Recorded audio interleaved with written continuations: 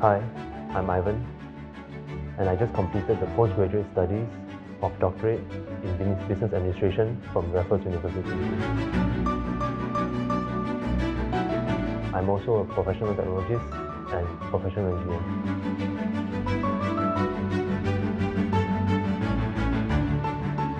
I think first off is self-development. So self-development is a very key aspect for us to continue to improve and also provide value to the industry. After I completed the studies in MBA, I found that I would really be interested to pursue in the PhD studies as well. My role previously was focusing on civil engineering studies, and I was mainly on construction sites and also fabrication and project management and project planning.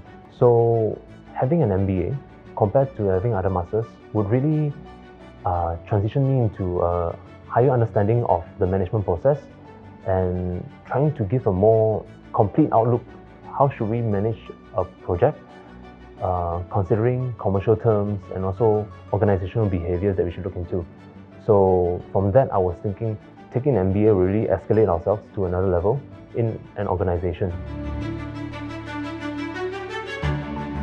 Definitely, because after I did my MBA, it was more focused towards the result. It's more result-oriented. My topic for MBA was motivational aspects towards job performance, where I find that it is very beneficial from the information I got from the MBA studies into work. Whereas for PhD, it's very in-depth into not only the methodology of PhD, the methods, and it's also very in-depth on the topic that we're looking at. The research I did was on leadership development studies. So there are many leadership studies nowadays, and it's going from transactional leadership into transformational leadership. And the value that we have brought in was looking into various dimensions that are able to translate into actual industrial terms. I was studied specializing on transformational leadership. So on leadership development, that's actually segregated towards like developing and also developed countries. So Malaysia being a developing country is very, very crucial right now for leadership developments because there's a lot of foreign direct investors coming in, FDIs. So it's very important for us to have good leadership in order to retain our talents and also to encourage growth among our industry.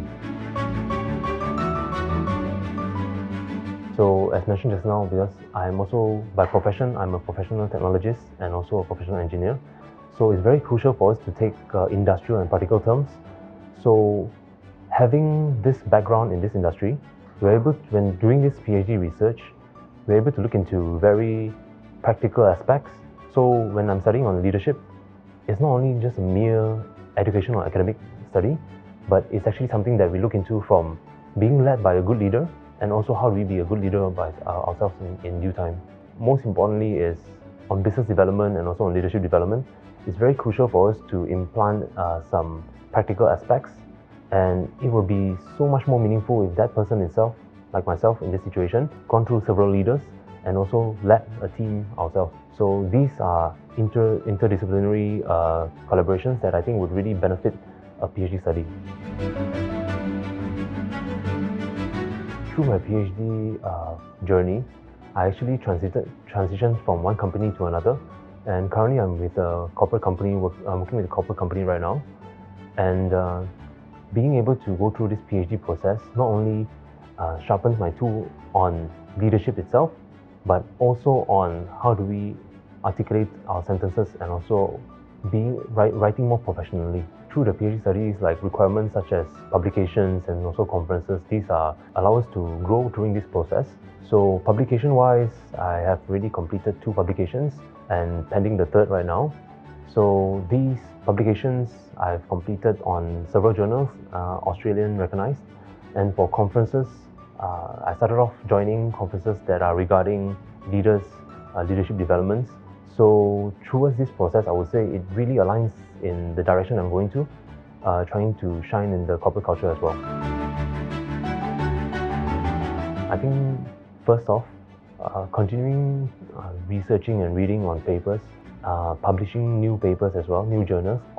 These are actually very beneficial towards the industry and also to the school of thought. And secondly would be on providing part-time lectures or so on, and also encouraging professionalism towards the younger generation as well. So to answer this question, I would say there's two things. First is the passion. So there's actually a statement. The goal gets you started, but the process gets you going. So you cannot just enjoy the goal and just expect to finish it. So the passion to start off, that's very important. So when I started off myself, I was looking at, okay, what can I gain out of this on this leadership development aspect? And second is on the consistency to keep improving ourselves, putting the effort in, putting the work in to really allocate our time to ensure that we are able to hit the timelines. So when I started the MBA, I realized that I was able to cope with that time allocation as well. So starting my PhD, I would feel that not only on time management, but if we have consistency, being persistent enough, I would believe that it won't be a big challenge. So how did I go through that whole process was mostly on being consistent, persistent, and also having good time management. I think a student that wants to take on this challenge or take on this PhD journey, first off, you will start off with methodology studies, and when it starts for dissertation, that's where you have to allocate your time to really do some reading, literature reviews, and then the two key processes come when during the proposal defense and also the viva stage. If you're doing quantitative studies, it's prior to your data collection. So that's where you will defend on your concept, like the concept and also impact towards this title, this topic, to make sure that it's actually relevant and impactful. So when you come to the viva stage, it's more on defending not only on the process but also on the results itself. The process, just briefly going through how it's going to look like, it's prior to proposal defense and also viva. You will usually take quite some time for rehearsals. That's quite important. Practicing through the possible viva questions, and most importantly will be keep going through your thesis, because although those are all the things that you have done, but going through them once again will really help out for the viva process. So first off, to my family, that's definitely one, because they have supported me through this process and they have reminded me you have to make sure that it actually contributes to your work. And yes, I'm glad to say that after this process of 2 to 3 years, it definitely changed and also molded me to be a bit better, right? And I would share a very great, big appreciation to my professor, Prof. Choi. Yeah, because he has always given very quick feedback on time, and also very, I would say, comprehensive reviews towards the thesis I'm doing. Yeah, and also nevertheless, my wife that is always supporting me every day. I definitely encourage anyone that is looking to improve themselves, to heighten their values, to definitely go for the PhD. It's a challenge, but through this process, you will definitely face a different type of growth on your writing wise, your maturity as well. So it's definitely a process that actually molds you not only to be valuable in that specific context, but also in any industry that you're looking into.